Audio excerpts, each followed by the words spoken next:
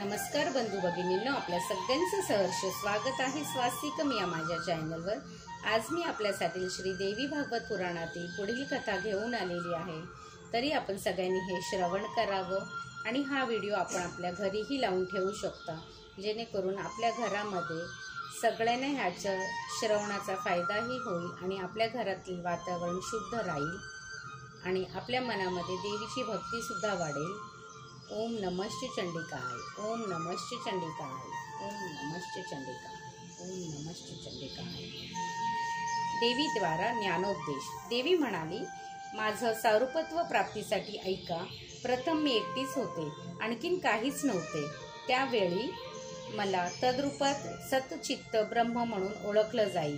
ते रूप तर्करहित, निर्देशरहित, उपमाररहित आणि अनामय असे होते। तिच्यापासून माया नावाची शक्ती प्रकटली।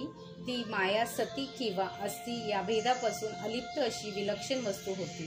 काही लोक या शक्तीला तप तर काही लोक तिला तम किंवा जड मानतात, पण शैवशास्त्राच्या ज्ञानाने ती विचारविनिमयाद्वारे निर्णय घेऊन तिला ज्ञान, माया, प्रधान, प्रति, शक्ती आणि अजा म्हटले आहे। तसेच अन्य विचारकांनी तिला अविद्या असेही म्हटले आहे।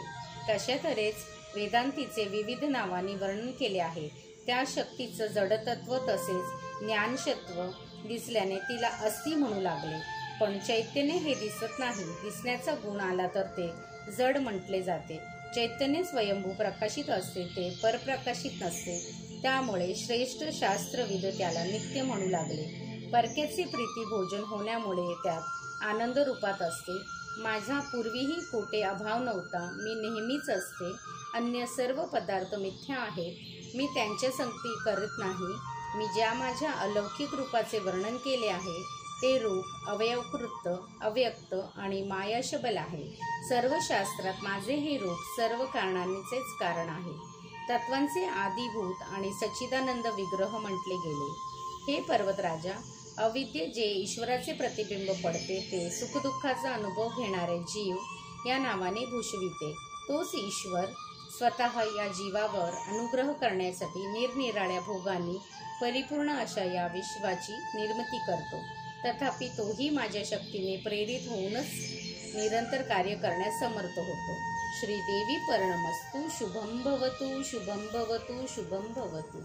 ओम नमश्च चंडिकाय, ओम नमश्च चंडिकाय, ओम नमश्च चंडिकाय।